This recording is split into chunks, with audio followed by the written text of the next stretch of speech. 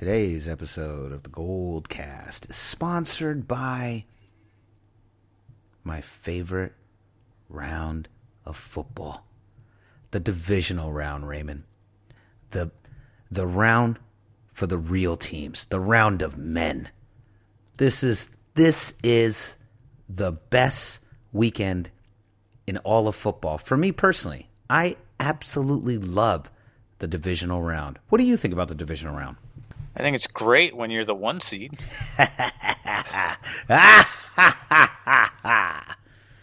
We are the 1 seed, Ray. I hope you're ready. I'm ready. Are you ready? I think wild card weekend's also fun too, because you have all the underdogs going after one another, seeing who's left standing to go against the overdogs. I don't know if I've ever heard that phrase, the overdogs. The overdogs. Raymond, why don't you let them know where they can find us? You can like us on Facebook.com/theGoldCast, and you can also follow us on Twitter at _Goldcast, and be sure to subscribe to us via Apple Podcasts, YouTube, and Stitcher, all under the same moniker of the GoldCast. Like, subscribe, and comment. The main hub for comment discussions is YouTube as of now, but we are also reachable via Twitter and Instagram. Yeah. All right. So, Raymond, where can they find you? I'm on Twitter at Ray Solis, and I'm on Instagram at Ray Solis1. That's SOLIS. Yeah, and you can find me on Instagram at Rudy Solis3 and Twitter at Rudy Solis3RD. Hey, don't forget, you know what? The GoldCast is growing, and it's moving a lot. We're very excited, and obviously you are going to see a lot more changes as we move around. We're obviously adding a top 11 podcast with Candlestick Will. That's his baby, and we are obviously expanding our reach, and clearly, as you see, where sponsors are coming in, so things are starting to rock and roll. So do us a favor, help us out. Whatever podcasting platform you listen to the GoldCast, hop on there, give us 5 stars, and then just leave, rate and review. That's all we're looking for. And if you really enjoy the podcast, do us a favor, tell a friend, share an episode of the GoldCast and say, hey, you got to listen to these guys. They're the best. Because I think we're the best. Ray, are we the best? I would say so. I agree. All right, here we go, folks. It is the divisional round. The Vikings are coming to San Francisco, and it's about to get super real. The Niners are back. We're going to talk about it. The greatest fanalist in the game is here. Your professor of fanalism. He's in the building. Class is in session. Let's go. San Francisco, are you ready? This is the GoldCast.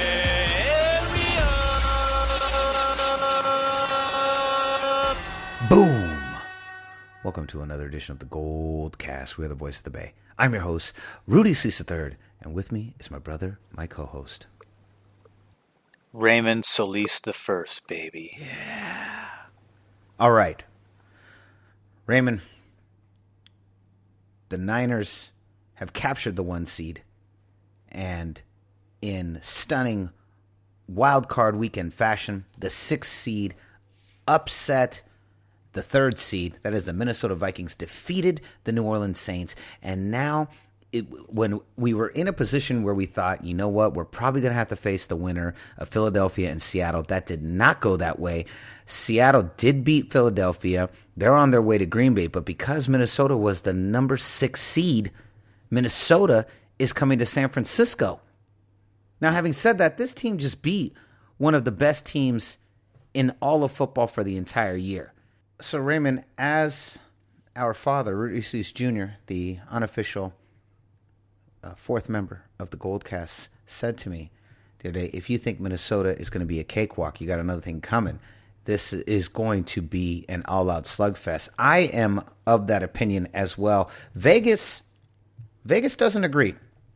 Vegas is pretty confident in San Francisco's ability to defeat this opponent. They had us earlier in the week at 6.5, and now Vegas has got us at 7, between 6.5 and 7, depending on what your what betting odds you're looking at.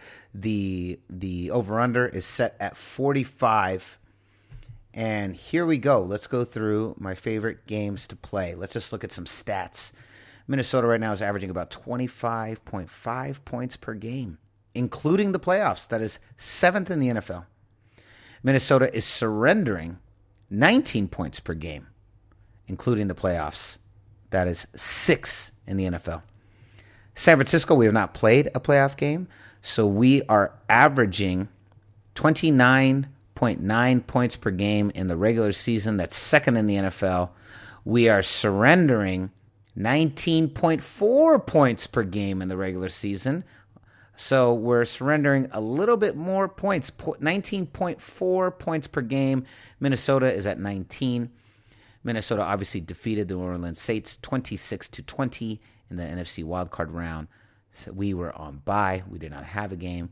So now they come in to town. But Raymond, we're looking at those numbers here, and we're seeing that San Francisco surrendering 19.4 points per game in the regular season. That's 8th in the NFL. But that was that was with a lot of our defensive players injured. So why don't you go through my second favorite list, and that's the injury report. Who is coming back? Because this is a huge deal. Well, as always, health is the biggest thing. And the Niners had the bye, as everyone knows at this point. So the big thing was how healthy are we going to be going into this game? We know D Ford is still dealing with the quadricep and hamstring. He's been limited in practice all week. He's questionable, not doubtful. And we know that Jaquiski Tartt is back in full effect. He's been a full participant all week. He is not on the injury report, so that is good news. Kentavious Street, one of our rotational defensive linemen, he's been limited all week with a knee. He's questionable at best. And then, of course, we have Quan Alexander, who's been cleared to play by the medical staff. And he's also going to be a game time decision. So we don't really know what's going to happen there until Saturday. Saturday's the day we're going to figure all of that out. He was been limited in practice. He did get in some pad work this week, but it's important to note that everyone's not going like full hardcore hitting on. It's not like the old days anyways, even if it wasn't a playoff game. So I know that the Niners have been very cautious about getting guys healthy. That's been the key. The first week they spent getting healthy, and there's not really much, there's no advantage in terms of game planning because the Niners had 3 different possible opponents they could have faced this week. And so, like Kyle Shanahan said in the press conference, you take a peek at all 3 of those, but you don't really start the heavy-duty lifting in terms of planning until the final outcome. And we got the outcome, I think, was the Vikings Sunday or Saturday? I can't remember. It's irrelevant. But, that day, the day that game concluded is the day that, we started game planning for these guys. And to me, some people, our father, unofficial host, didn't think that it was wise to, or didn't want the team to think the way some of us fans were thinking, which was that we got the easier road, not having to face Seattle for a 3rd time and not having to, and then dealing with whoever the opponent would be between, Green Bay and New Orleans. And I think, I think the Niners are not going to fall into that trap. Kyle Shanahan has always, everyone, you watch the press conferences, every single player, and this is pretty much across the board. You never see anyone in the NFL dissing or degrading other teams, but the Niners all season long have been very respectful towards their opponent, regardless of their record or how bad or how good they're playing. It's always the same thing. They're all pros.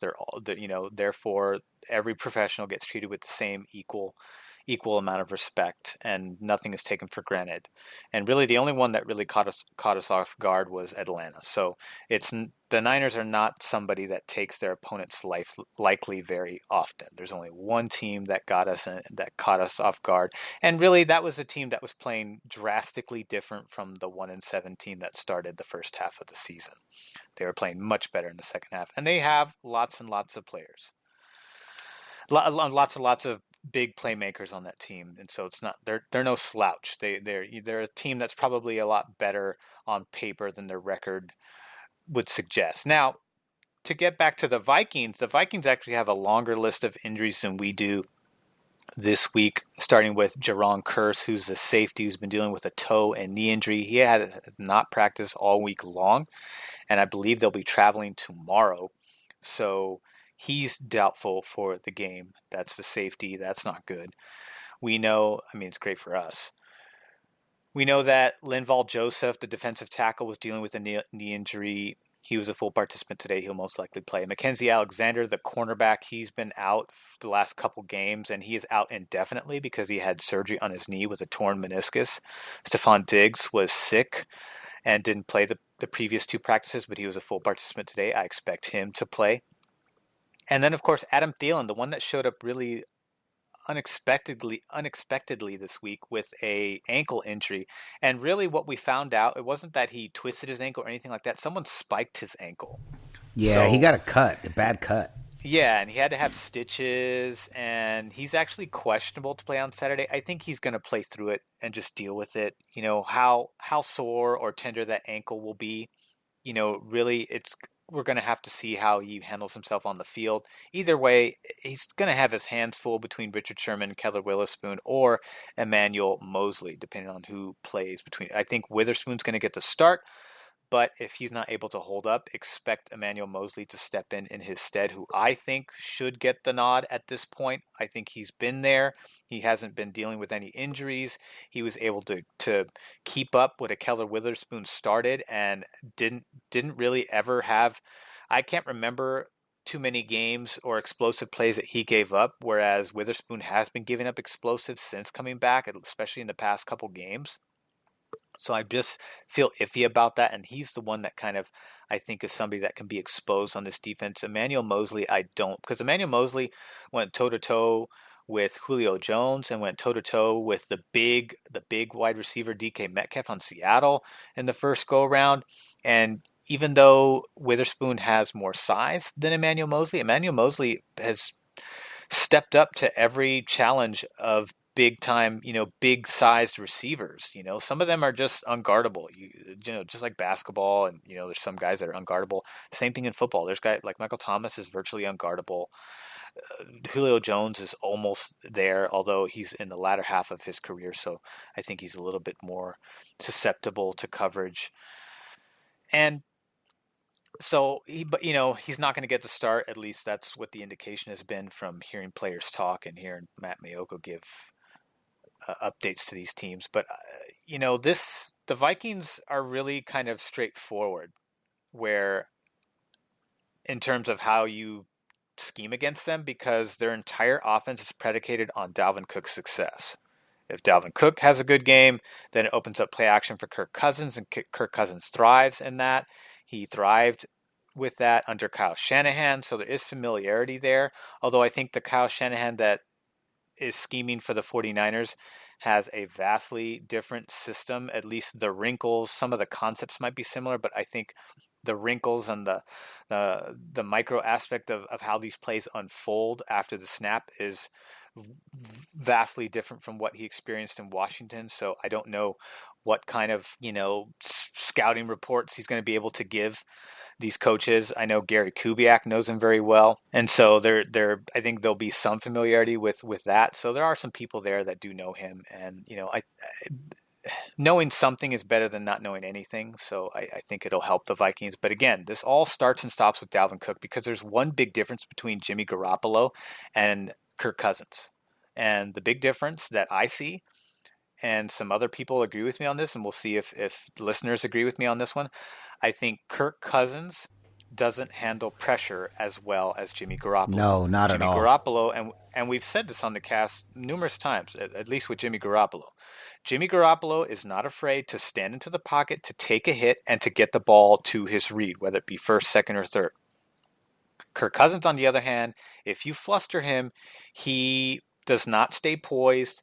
Unless he's pulled out of the pocket via play action, if he has to sit in there and take a hit, he's susceptible to getting batted down or throwing a pick. He didn't throw a lot of picks this year. He certainly didn't throw a lot in comparison to Jimmy Garoppolo, but I think Jimmy takes a little bit more risks. That's the one thing I see that's different from them, and Kirk has been playing longer, and I think Kirk does a little bit better job of taking care of the football, and I see him throw the ball away, whereas Jimmy still tries to kind of make those plays by either holding on to it too long or he threads the needle. It's one of the two. He either takes a sack by holding it too, or actually one of the three, I should say. He takes a sack by holding it too long, he throws a pick, or he makes the throw. It's one of those three. Whereas Kirk Cousins is, he throws the ball away, or he takes the sack, or he makes the throw. But under pressure, it's more of the latter two than the first one. Whereas Jimmy G can thread the needle in the face of pressure. And so that's the big one. So if we stop Dalvin Cook, you stop Kirk Cousins, because Kirk Cousins, I don't have a lot of confidence in him if there's no running game. If there is a running game, then he's going to, he's capable of shredding any secondary, including the best in the NFL, which is our group here. But Jaquiski Tartt is going to be back. All of our corners are healthy. That's going to be huge. Jaquiski Tartt is so good against the run, and he's going to be so great in coverage, whether it's Quan Williams taking a tight end or him taking a tight end. I think it makes a huge difference. That's going to really keep some of their big playmakers, their tight ends, in check, like Kyle Rudolph, whose nickname is Rudy, by the way. Really? I think that's going to, that's awesome. That's what Kirk Cousins calls him. So they're going to take care of him.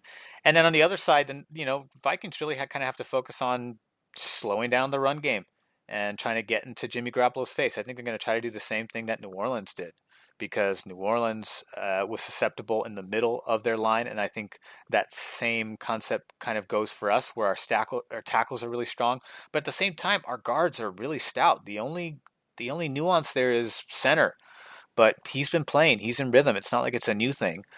And so, but if I was the Vikings, that's where I would focus my attention, is trying to attack the middle of our line, because that's where you might have some edge there. And I expect them to do that. On the zone running side, because we're outside zone, inside zone, we have a lot of speedsters on this squad, guys that can take the edge. I think Vikings are going to focus on inside zone for Dalvin Cook versus outside zone, because our sideline to sideline speed, I think, is capable of taking the edge away from Dalvin Cook.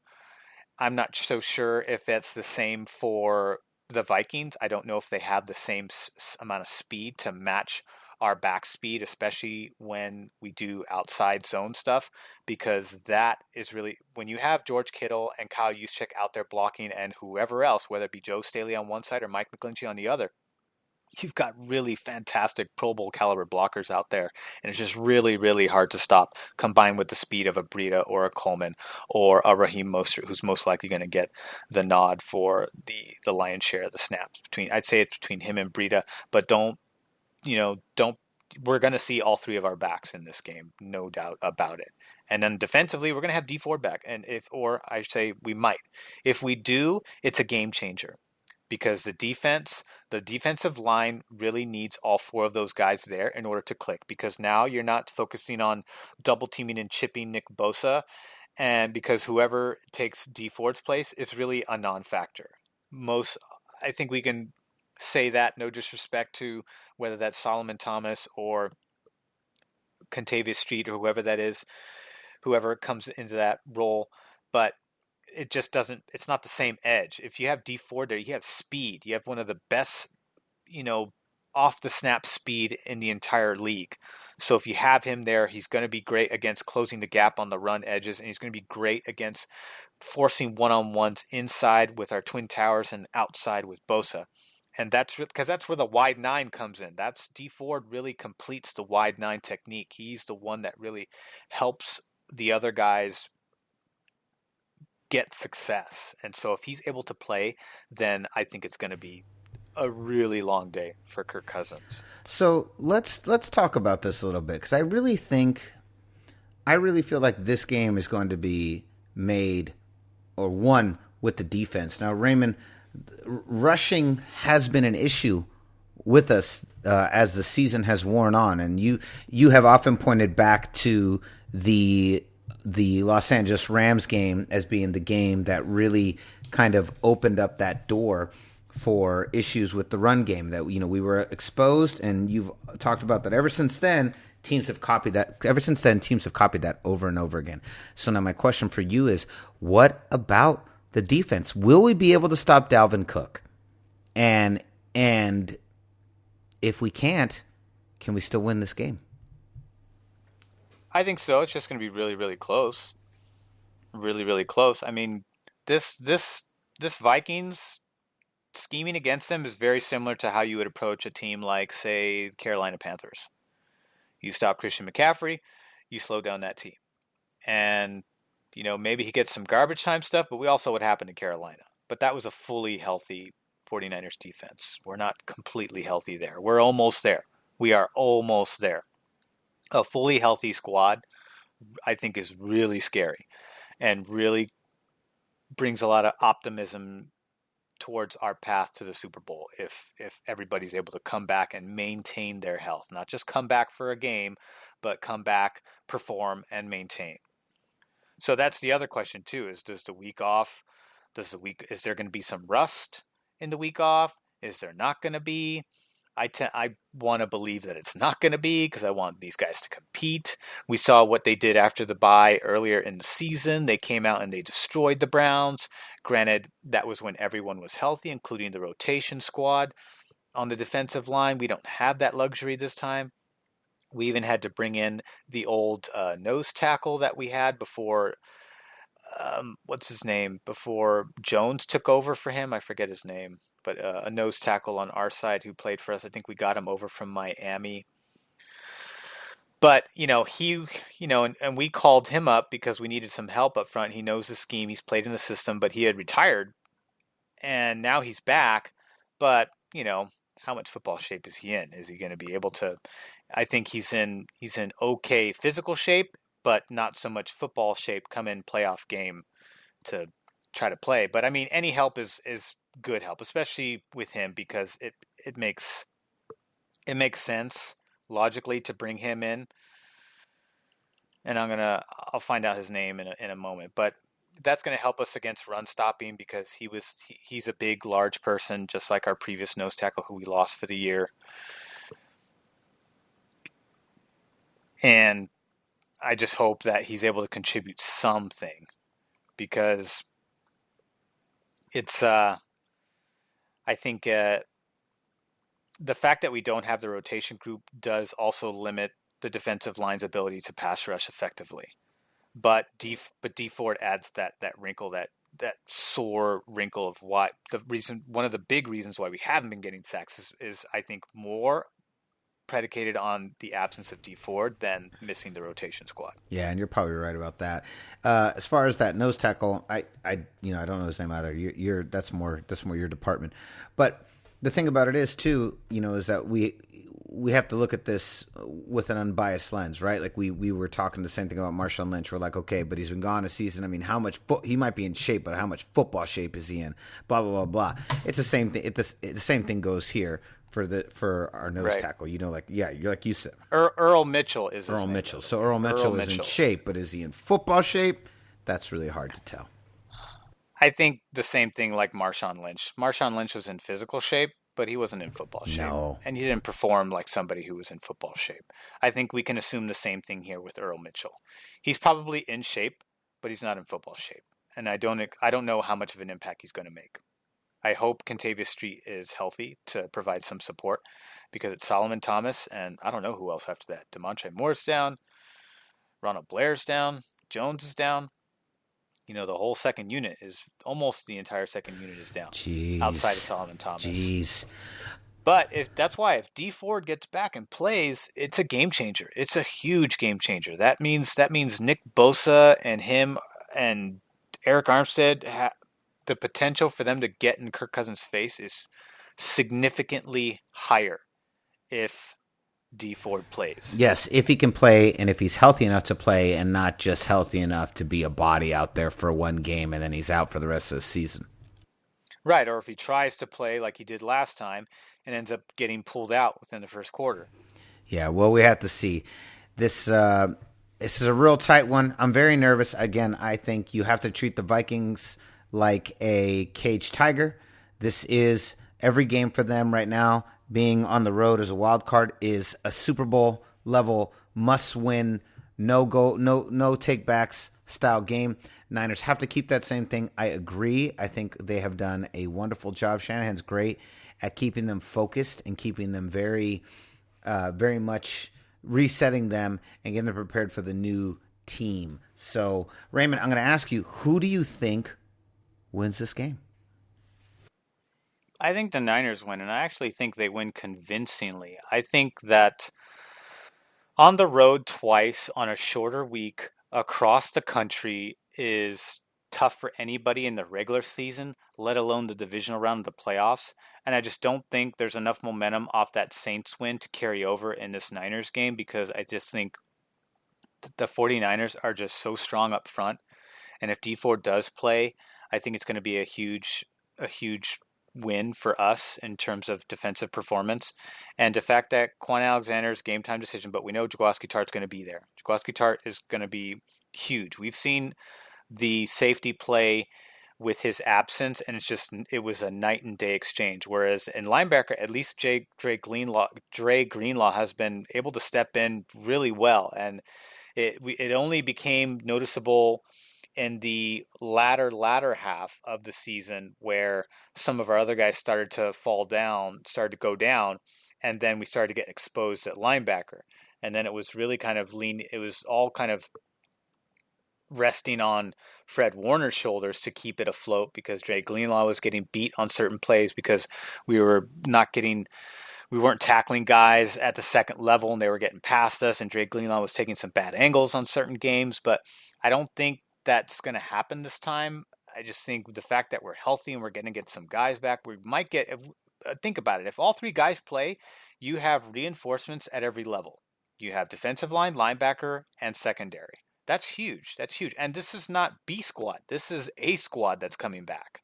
So that's a big deal. And I think that that's going to be a handful for Stephon Diggs and Adam Thielen and Kyle Rudolph and Dalvin Cook. And Dalvin Cook's also a big part of this passing game too. And, I think that if Quan can play, he's got the speed to keep up with Cook in coverage. I think he's got the speed to do that better than Fred Warner, but I think Fred Warner could also handle the task too. Well, we've also been exposed. We've been exposed in the run game ever since Quan went down. We have, and we had some games where we did better in that regard, but some of it was we got a little help from the opposing team. Like Seattle lost all three of their backs, and they had a Marshawn Lynch who had been retired for over a year. So you got a guy that was out of football shape trying to play football, and just it helped us do our job and slow down their run. They didn't get over 100 that day. So I think that I think they're going to, even though I think some of the outside zone stuff with the Homer in Seattle worked on us, I think that Vikings are going to try that too, even though I think that our speed and coverage on the edge is much better than New Orleans. But I have seen some players get to us on the edge. I just don't think it's going to work this week. There's too much at stake. Everyone, and people are saying it's so funny. Some people, the way they judge these games, they think gosh, the pressure's on San Francisco 49ers. They have everything to lose. I was like, yeah, but so do the Vikings. The Vikings have everything to lose too. Yeah. If they lose, they're out too. It's not like they fall to a loser's bracket and can, get a second chance to get back into the tournament. No, they're out too. The Vikings have everything to lose too, just as much as the 49ers do. So there is they're the lowest seed going against the number one seed. They have everything to lose. Their backs are completely up against the wall. They're going into San Francisco after being on the road last week in New Orleans. That sounds like everything to lose. Yeah, exactly. It's one and done right now. One and done. That's it. So this is for all the cards, and I just think I am very confident in the Niners' ability. I do not think this game is going to be close. I don't. Some people think it's going to be close. I don't. I think this is going to be the Niners getting healthy, coming off of a bye week, and I think they're going to be super fired up. I don't think there's going to be much rest at all because that rest was needed in order to really recharge so they can continue this run and try to get to the Super Bowl. So I think that this is going to help them. They're not going to be rusty, and I see something like 33-20. Ooh, wow, by 2 touchdowns. Just about, almost. That's what I'm seeing. Okay, 30. It's either that or like 31-17 or something. So I'm going to go with a more classic score. I'm going to say 28-21. San Francisco covers. They win by 7. 28-21 is what I'm going to say that the San Francisco 49ers in favor of the 49ers. All right, let's quickly go through the rest of the games. We're not going to do nearly as an in-depth one. We're going to kind of speed through these things. Let's start with Speed round, lightning round. So that, by the way, that game, in case you're unaware, that is the 1 o'clock game on Saturday. It's the opening game. The great part is the Niners is the first game, and after that we can just relax and hopefully we win and just enjoy the rest of the games. All right, next up, this very frustrating primetime Sunday night game is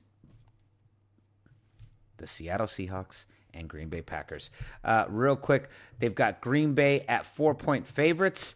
Total, the over-under is 46. Seattle has to go into Green Bay to defeat Green Bay. Ray, what say you? What happens in this game? Seahawks are so banged up. It's a miracle that they were even able to get to 11-5. This is a team they could have been 9-7 if a couple field goals whose go record, the right way. Yes, easily. They could have been 8-8 when you really look at how many close games they won. And to be honest, it was other teams kind of missing their opportunities versus the Seahawks kind of dominating. They haven't really dominated anyone this season. They've won on if they keep the score close, they've won because Russell Wilson's very good at moving the ball downfield via his legs and his arm, and he's just hard to stop if you aren't able to contain him. But I just think that the Seahawks are just missing too many pieces at this point, going on the road to the Packers across the country or to the Midwest, however, or the Mideast, I don't know, however you want to phrase it, in that temperature. I just think Green Bay, even though they're kind of the same way, there's some games that Green Bay could have lost just as easily, but they managed to pull it out. Green Bay has a lot of sloppy wins on their record this year and some big time losses on the other side of it, despite only coming up to 3. But I just think that Green Bay's healthier, Green Bay's more balanced on both sides of the football, and I don't think Seattle's got enough juice left in the tank to put up a fight against them. I think Green Bay wins that game. I think it'll be close because Green Bay likes to play to their opponent's level. So I think it's something like 24-20 or 24-17, something like. It'll be a one-possession game. Yeah, I was thinking 21-24, 28-24 in favor of Green Bay. I'm willing Green Bay into this victory. I am not confident.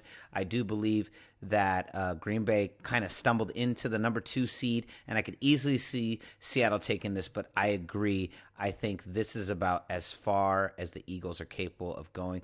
Who never knows? Another Jadeveon the Seahawks. A Jadeveon dirty clowny hit, and bam, and they knock out Aaron Rodgers, and who knows.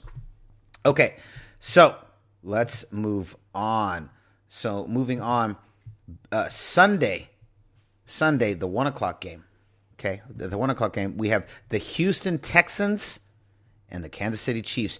Right now, or 1:30. Is it 1:30? Because we're 1:35. Yeah, they're 105. 105. Okay. So Kansas City is 8.5-point favorites. Huge spread, very similar to the 49ers and Vikings game. 8.5-point favorites. The over-under is set at 49. Raymond, do you take that bet? That's a old school GoldCast line. That is. I think you absolutely do. I think Andy Reid gets over the hump here. I think the Texans just don't have enough weapons to. The Chiefs are playing really good defense right now. The only thing that I think could hurt them is perhaps the rest. I don't follow that team. I don't know that team. I don't know how Andy Reid keeps them together. But having that rest might hurt them. We don't know. We know that they don't have a great record in the playoffs. Yeah, when they're coming off of rest like that. But I think they get over the hump against the Texans because the Texans, they have some weapons. I mean, it's going to be it's going to be a good game between him and Deshaun Watson, I think. It has the capability of being a shootout because, even though the Chiefs have been playing great defense consistently for the latter half of the season, I don't know if I can trust them to bring out that same squad that we saw coming off the rest, if there's going to be some rust.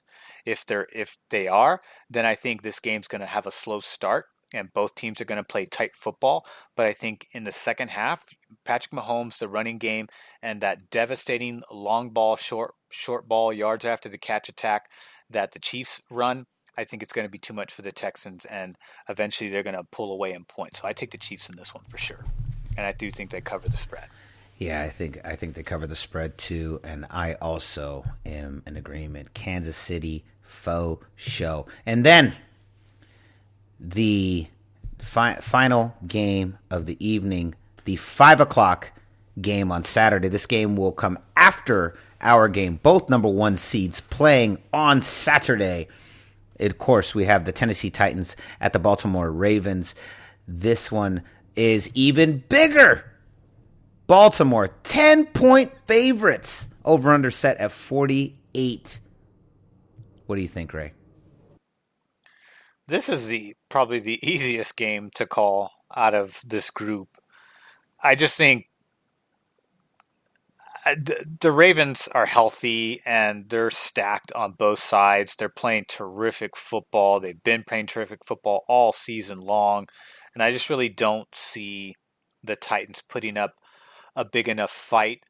I don't think they're going to focus on Derrick Henry. This is another one of those teams like Minnesota Vikings, like a Carolina Panthers. Their success is predicated on the success of Derrick Henry. And I just don't know. He even though, you could say, hey, there's room for him to succeed here. You saw he ran against a better one of the best rushing defenses in the entire football league last week, and New England was never even in it. In terms of stopping him, they never had a shot. He was just ran all over them. So there is a chance there. I just think the Ravens are really focused and they're really sound on both sides, and I expect them to beat the Titans. And I think they'll probably go over the spread. There's a good chance they go over the spread too. Ooh, over the spread. I will keep them right at the spread. I do think that the Titans are frisky. I think that they're coming in with a lot of confidence, having beat the New England Patriots, but I think that confidence is stopped dead in its tracks when Lamar Jackson runs all over them. I also agree. Now, Raymond, last week when we agreed, we went 0-4. So let's hope our luck, especially with that first game of the weekend, let's hope our luck turns around a little bit. What do you say?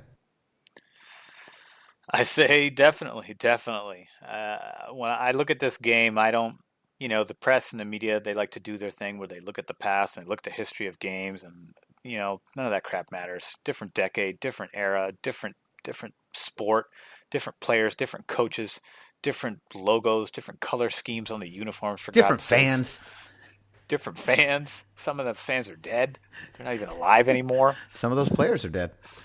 Some of those players weren't even born yet. Some of the players that exist now weren't even born yet. So it's just silly to compare the past games. It doesn't matter what kind of, they're playing a sport where all these teams are in the same conferences and in similar or adjacent divisions. So the likelihood of them repeating history in terms of their ranking and how they proceed through the tournament is very likely. It's very likely if those teams are good. So there's nothing special happening there. So that part gets on my nerves. But the other thing that got on my nerves more, which I've already talked about, is the fact that they say, oh my God, the Niners have everything to lose. It's like, and the Vikings don't? Give me a break. Such horse shit. Such horse shit coming out of pundits. This comes out of pundits' mouths too. It's not like, the pretenders like Nick Wright or Chris Broussard. This is coming out of like ex-pros. I'm just like, what are they thinking? Like, I don't get where that comes from. I don't know either. But I think that's silly. Raymond, any final thoughts? I'm going to tell you what, I am pumped. I am so excited. The Niners are back in the playoffs where they belong. They're the number 1 seed, top of the NFC, about to face the Minnesota Vikings. Let's go. I'm pumped. I'm pumped too, and I'm so excited for the Niners to be back in the playoffs. We've all been waiting a long time for this, and now we're finally here, and we got to get a break in our first year back to the playoffs, which is huge, speaks volumes of the coaching staff and their ability to coach players up and also to evaluate, draft, and recruit talent via free agency. So there's kudos to go all around this squad. And I think that people should feel confident for them going into this game, especially if we get Quan and D Ford back. Especially. And you know what? I think this is a great time to once again stop and congratulate hopefully the person who should get Executive of the Year, John Lynch. Thank you, John Lynch, for putting together this masterful squad. Of course, Kyle Shanahan had a lot to do with it, but John Lynch, he came in with the goal with Shanahan, and he has been very attentive, and there were times we were very critical, times we did doubt him in the offseason, and clearly he knows more about football than us. Who knew? I'm shocked. Yeah. I had no idea. I stand corrected. John Lynch knows more about football than I do. Son of a gun. Who knew? It's a smart SOB, that John Lynch. Tricky little guy. Slippery fellow, that one. But yeah, definitely props to John Lynch. What a team he's put together. And props to our coaches, Kyle Shanahan and Robert Saleh, for guiding this great squad. And here we are, moment of truth. Day and a half away. We're recording this on Thursday night, January 9th. Just day and a half away. We're very close. I can't wait. Let's go. So concludes another edition of the GoldCast. We are the voice of the Bay. I'm your host, Rudy Solis III. And with me is my brother, my co-host, Raymond Solis I, baby. Boom! We'll see you next time. Same GoldCast time, same GoldCast channel. This is the GoldCast.